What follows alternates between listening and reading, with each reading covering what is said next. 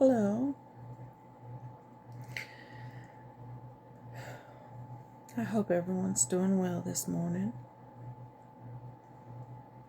I got up early, did my morning routine, and put my face on. I wake up and I say my prayers. Love on my dog.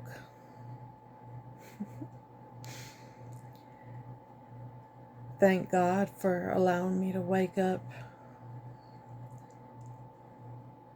Because I'm not always guaranteed that. I knew I had a doctor's appointment today. I wasn't really excited about, but very necessary. And my goal was to go to this appointment and then possibly go to a store or two afterward because I needed to get some things. I think I've mentioned before, I have not done one single purchase for Christmas this year. This year has been so very depressing. I did not celebrate my birthday. I did not celebrate Thanksgiving, even though I don't like the idea of the traditional Thanksgiving anyway, but our family, we celebrated differently in my house, but besides that fact, we have not really celebrated this year anything at all. It's just been so very depressing. Everything has, and I don't know. I want to go to sleep and wake up and everything be happy again. My children be happy. Me and my husband be happy. Our dog happy. Our cat happy. Everybody be happy. Back together. My grandchildren here playing. I just want everything to be happy and coherent and back together again. Unfortunately, it's not that way, and we're going to have to work hard, I believe, to get it that way, and that is the goal. So, I get up this morning, do my prayers, play with my dog, feed her, she says her prayers, put me on some little, makeup, make myself feel pretty, get ready for my appointment. Well, because everything tires me, I start running late because that's what I do. Can't catch my breath after I get out of the shower, so that takes forever because I can't breathe. Takes forever to get dressed. I need help doing that because I can't breathe. I'm exhausted. Finally get dressed, get cute. My hair, put my little cute little hair wrap and match my little outfit. My appointment's at 10:30. Leave the house at 10:19. I don't like doing that. I like to be early. My husband's never early for anything. He's always late. Always late. Always has been. 26 years I've known him. Always been late. Anyway, every light is green. Traffic, we get there on 4 minutes to get to the appointment. What? So I'm on time. Okay. We get there. The place is crowded. And I don't like that because since I've been so sick, it makes me really nervous. So I'm wearing a mask. My husband wearing a mask. I do not need to catch any funk any of these people have, especially all these people. So I don't want any of their cooties. Keep it to yourself. Please put a mask on. If you are sick and snotty and coughing, I don't care if you think it's allergies or not. Please wear a mask if you're going out in public, because you are putting other people at risk, especially those of us that are immunocompromised and or elderly or are very young. You're putting those people at risk of being very sick and having to go into the hospital and be in there for extended periods of time. I have spent so much time in the hospital because I get sick because other people cannot keep their germs to themselves. I wash my hands constantly. I cover my mouth, my nose and my mouth anytime I go out in public because I know better. Because other people don't. I sanitize I carry hand sanitizer with me wherever I go. If I touch anything, I'm hand sanitizing, and I wash my hands all the time because people are gross. People are gross. People go to the bathroom and don't even wash their hands. That is so nasty. So nasty. So many diseases are spread that way. Just wash your freaking hands. Wash your hands. It's not hard. You sing your little song, ABCs, twinkle twinkle star. Sing your song, wash your hands, go about your business. It's not hard. Get you some little alcohol, hand sanitizers. If you can't get to the sink, you know how much money I have spent in days in the hospital because other people.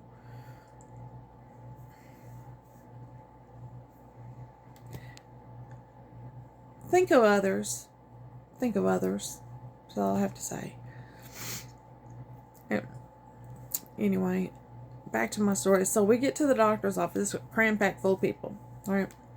And we're sitting there, and we're sitting there, and we're sitting there, and we're sitting there. Okay.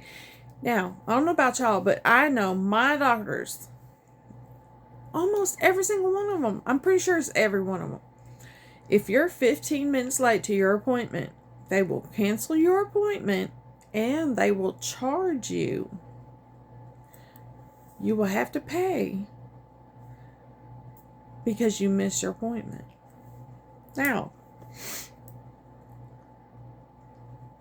and some of them will say, we cannot see you anymore because you missed your appointment. How is that fair? Okay. But if they're 15 minutes late, do we have any recourse? No. If they're 30 minutes late, what can we do? Sit and wait. Sit and wait. Sit and wait. If we're 30 minutes late, oh my God. Sorry, we had to cancel. We can't see you as a patient no more. You owe us $50 or whatever the charge is, $25. I don't know. You owe us. And if it happens again, you can no longer be our patient. Well, dang. Things happen. Got stuck in traffic. It was a wreck or something. Just out of my control. I couldn't help it. They don't care. They don't care. Okay. So if I'm sitting in your waiting room for 30 minutes past my appointment time, can I charge you? Can I charge? Well, it wasn't my fault that you were behind in your patient load. That doesn't make sense to me. So my appointment was at 10:30. I got there. I made it there on time. Like I said, I left my house at and I that was my fault for running late, but I left my house at 10:19. Took us 4 minutes to get there. That 19, 20, 21, 22, 23. So 10:23 I got there. I wasn't late. I was right before my appointment time, but I got there on time, right? They called me back. You don't know when they called me back to the room. 11:45. 11:45. 11:45. Can anybody do that math?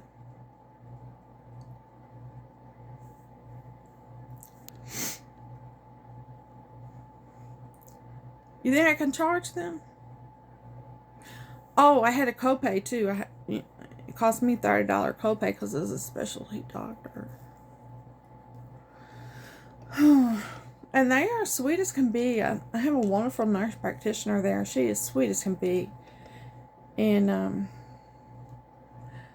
I talked to her once I got to see her. She finally came in. I got to see her. Sweetheart. And I told her a little about what's going on because she knew I hadn't seen her in a long time. And I told her a little bit about, what they had found on my scan and on my lung and everything else. And I kind of, she's a sweetheart, and I feel like we were kind of friends before, and I don't know. I felt close to her previously, and I don't know. I don't know. Anyway, she gave me a hug, but I had to have my Foley catheter changed. My suprapubic catheter changed out, which is the tube that goes in my abdomen. So above my pubic bone, it goes into my abdomen, into my bladder, that drains my urine because my bladder is not getting the signals from my brain to empty correctly.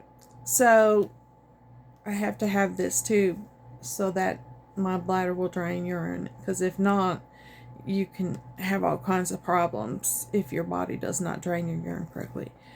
And so that's why I have this. So this is the first time that they've had to change it since I had surgery on the 19th of November. Well, 11:45, I get in the room, waiting. I talk to the nurse practitioner, just making sure, go over the chart, make sure everything's going okay, trying to figure out why I have to have this suprapubic again, and it's from my neck not acting right, and my nerves in my neck, and the nerves not communicating, and blah blah blah. And because I had gotten better, and now it's not.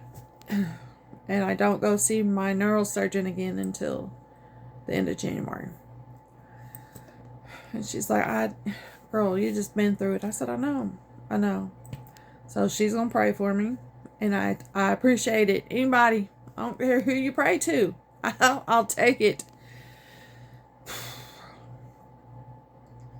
But they go to change this damn thing out, and it won't come out. It's stuck. Oh my God, it hurt. They're tugging. Oh, it hurts so bad. It doesn't usually hurt. The last time I had to go through all this, it didn't hurt. Take it out, put it back in. Yeah, it felt weird because they're touching the inside of your body with a tube, but it didn't hurt. This freaking hurt, and it got stuck and pull it. And then you gotta take that one out, put a new one in, make sure it's doing okay, make sure it's draining, and it did fine.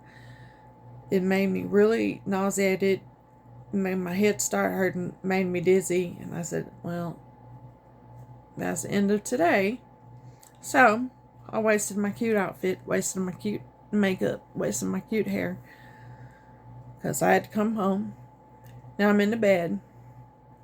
I don't even know if I'm going to be able to pop right over here 4 feet away from my bed, take my makeup off to even take a nap. I think I might just take a nap in my jewelry, in my clothes, and everything else, and just lay down because I'm over it.